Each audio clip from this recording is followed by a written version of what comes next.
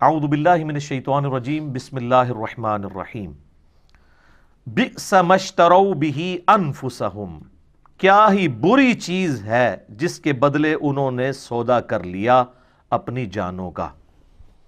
کیا سودا کیا؟ ان یکفروا بما انزل اللہ بغیا ان ینزل اللہ من فضلہ، کہ وہ جو کتاب اللہ جو نازل ہوئی تھی ان کی طرف، اس کتاب کو انہیں پس پش ڈال دیا حسد کی وجہ سے۔ اللہ کی طرف سے جو اس کے فضل کے ساتھ کتاب نازل ہوئی تھی اس کو انہوں نے چھوڑ دیا۔ ان ينزل اللہ من فضلہ علی من یشاء من عبادہ، اور یہ وہ کتاب ہے کہ اللہ تعالیٰ اپنے فضل سے جسے چاہتا ہے اپنے بندوں میں سے ہدایت کی طرف لے کر آتا ہے۔ اللہ نے کتاب نازل کی تھی، یہ بھی اس کا فضل، لیکن اس فضل سے استفادہ انہوں نے کرنا ہے جنہوں نے اپنے برتن کا منہ کھولا ہوا ہے۔ اگر کوئی شخص خود ہدایت قبول کرنے سے انکار کر دینا، پھر دنیا کی کوئی کتاب، کوئی پیغمبر اسے ہدایت نہیں دے سکتا۔ یہ اللہ تعالیٰ کا ایک سمجھ لیں کہ اس کی سنت ہے، اور اللہ کی سنت نہیں بدلتی کہ والذین جاہدوا فینا لنہدینہم سبلنا، سورۃ العنکبوت کی آخری آیت ہے۔ جو لوگ ہماری راہ میں کوشش کریں گے نا، ان کے لیے ہم اپنی راہیں کھولیں گے۔ جو کوشش نہیں کرے گا اس کے لیے قرآن میں کوئی ہدایت نہیں ہے، انبیاء کی تعلیمات میں کوئی ہدایت نہیں ہے۔ جتنی مرضی تیز بارش ہو، اگر ایک برتن ہی الٹا پڑا ہوا ہے وہ کبھی بھر سکتا ہے؟ نہیں۔ تو اللہ تعالیٰ یہی فرما رہا ہے کہ کتنا برا انہوں نے سودا کیا کہ اس نبی کے دنیا میں آنے سے پہلے تو یہ جنگوں میں دعا کیا کرتے تھے، اے اللہ جلدی جلدی اس پیغمبر کو بھیج کہ ہم اس پیغمبر کے ساتھ مل کر قتال کریں اور اللہ کے دین کا بول بالا کریں۔ اور آج جب وہ پیغمبر آئے ہیں، یہ اس کے کافر ہو گئے ہیں، اس کے منکر ہو گئے ہیں۔ کتنا برا انہوں نے سودا کیا ہے اپنی جانوں کا، کفر کے بدلے میں کفر کما لی ہے، اپنی جانیں دوزخ میں اور آگ میں جھونک دی ہیں۔ اور کس وجہ سے؟ حسد کی وجہ سے۔ حسد کیا تھا؟ وہ یہ کہتے تھے کہ پیغمبر بنی اسرائیل میں ہوگا، یہودی نسل ہوگا تو ہم اسے مانیں گے، اسماعیلی پیغمبر کو ہم نہیں مانیں گے۔ حالانکہ یہ بات وہ بھی مانتے تھے کہ حضرت اسماعیل علیہ السلام بھی تو ابراہیم کے بیٹے ہیں، تو چاہے بنو اسرائیل ہوں یا بنو اسماعیل، دونوں ہے تو ابراہیم ہی ہیں۔ لیکن وہ کہتے تھے نہیں، جو حضرت یعقوب کی اولاد سے ہیں، یعقوب کا ہی لقب تھا اسرائیل علیہ السلام، ان کے سوا اگر کوئی اور نسل میں پیغمبر آئے گا، وہ ابراہیمی بھی کیوں نہ ہو، ہم نے نہیں اس کو ایز اے پیغمبر ایکسیپٹ کرنا۔ تو اب اللہ تعالیٰ فرما رہا ہے کہ اس کے سبب کیا ہوا؟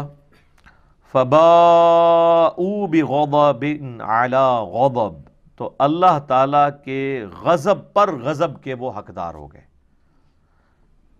یہ ڈبل غضب کیوں؟ مسلسل غضب کیوں؟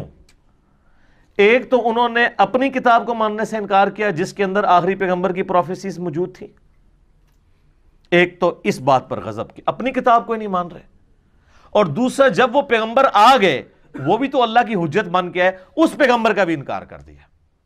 تو اللہ کی طرف سے غضب پر غضب کے مستحق ہوئے یہودی۔ وَلِلْكَافِرِينَ عَذَابٌ مُّهِينٌ، اور کافروں کے لیے ذلیل اور رسوا کر دینے والا عذاب ہے۔ وَلِعَوْذُ بِاللَّهِ تَعَالَى اللہم اجرنا من النار، اللہم اجرنا من النار، اللہم اجرنا من النار، آمین۔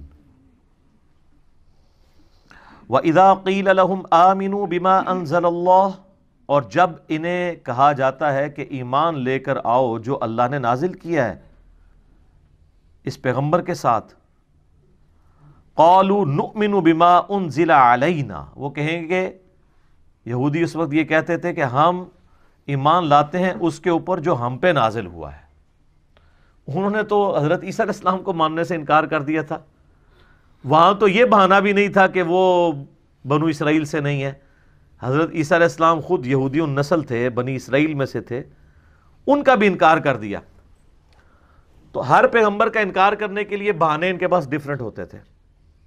تو اللہ تعالیٰ فرما رہے کہ جب ان کو ایمان کی طرف دعوت دی جاتی ہے تو یہ کہتے ہیں ہم صرف اسی پر ایمان لائیں گے جو ہم پہ نازل ہوا ہے، یعنی تورات اور زبور۔ انجیل بھی ان کی طرف تھی، اس کا بھی انکار کیا، قرآن کا بھی انکار کیا۔ وَيَكْفُرُونَ بِمَا وَرَاءَهُ، اور ہر اس چیز کا کفر کر دیں گے جو ان کتابوں کے سوا کوئی اور کتاب ہوگی، ہم نے نہیں اس کو ماننا۔ وَهُوَ الْحَقُّ مُصَدِّقًا لِمَا مَعَهُمْ، حالانکہ قرآن وہ حق ہے جو اس حال میں نازل ہوئی ہے کہ وہ تصدیق کر رہی ہے ان کتابوں کی بھی جس کے اوپر یہ ایمان لاتے ہیں۔ تو یہ تو اپنی کتابوں کو ہی نہیں مان رہے۔ اگر یہ واقعی اپنے آپ کو یہودی سمجھتے ہیں تو کم از کم اپنی کتاب کو مان کے اس پیغمبر کو مان لیں۔ تو یہ پیغمبر اور یہ کتاب ان کی کتابوں کی تصدیق کرتی ہے، اس اعتبار سے کہ اس کتاب کی پیش گوئی پوری ہوئی، اور اس اعتبار سے بھی کہ یہ کتاب ان کتابوں کو غلط نہیں کہتی ہے بلکہ ان کتابوں کو بھی انڈورس کرتی ہے، لیکن پھر بھی یہ انکار کر رہے ہیں۔ قُلْ فَلِمَ تَقْتُلُونَ أَنْبِيَاءَ اللَّهِ مِنْ قَبْلِ، اے نبی علیہ السلام ان سے فرمائیے کہ اگر تمہارا یہی بہانہ ہے نا کہ ہم صرف اپنے نبیوں کو مانیں گے بنی اسرائیل کے اور کسی پیغمبر کو نہیں مانیں گے، تو یہ ذرا بتاؤ کہ تم اپنے نبیوں کو پھر قتل کیوں کرتے تھے؟ یہ پھکی ہے، اینٹی وینم، اسی اصول اور مبادی پہ الزامی جواب کہ اگر تم یہ کہتے ہو کہ محمد صلی اللہ علیہ وآلہ وسلم بنو اسرائیل میں سے ہوتے تو ہم انہیں مان لیتے، تو یہ بتاؤ بنی اسرائیل کے پیغمبروں کو قتل بھی تو تم لوگ خود ہی کرتے تھے، حتیٰ کہ عیسیٰ علیہ السلام کے بھی قتل کا فتویٰ نکالا، وہ تو اللہ نے ان کو زندہ اٹھا لیا، ادروائز حضرت عیسیٰ علیہ السلام کو بھی انہوں نے سولی چڑھا دینا تھا۔ تو اگر تمہاری یہ لاجک مان لی جائے کہ ہم اپنے سوا کسی اور پیغمبر کو نہیں مانیں گے جو کسی اور نسل سے ہوگا، تو جو تمہاری اپنی نسل سے پیغمبر آئے ہیں، حضرت زکریا علیہ السلام، یحییٰ علیہ السلام، ان کے علاوہ کئی انبیاء کو تو تم نے خود قتل کیا، ایون عیسیٰ علیہ السلام کو بھی قتل کرنے کی سازش کی۔ یہ اللہ تعالیٰ فرما رہا ہے کہ اپنے نبی علیہ السلام کو کہ آپ یوں ان سے کہیں، قُلْ فَلِمَ تَقْتُلُونَ أَنْبِيَاءَ اللَّهِ مِنْ قَبْلِ إِن كُنْتُمْ مُؤْمِنِينَ، اگر تم واقعی سچا ایمان رکھتے ہو تو اپنے نبیوں کو کیوں قتل کرتے رہے ہو؟ ظاہر ہے اس بات کا کیا جواب ہوگا کسی کے پاس؟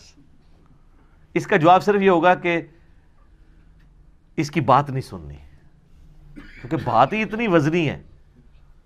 وَقَالَ الَّذِينَ كَفَرُوا لَا تَسْمَعُوا لِهَذَا الْقُرْآنِ وَالْغَوْا فِيهِ لَعَلَّكُمْ تَغْلِبُونَ، کافر کہتے ہیں قرآن جب پڑھا جا رہا ہو نا اس کو مت سنا کرو اور شور مچا دیا کرو، یہی ایک طریقہ ہے کہ تم قرآن پر غالب آ سکو، کیونکہ ان کو پتہ ہے قرآن پہ غلبہ کیسے ہوگا،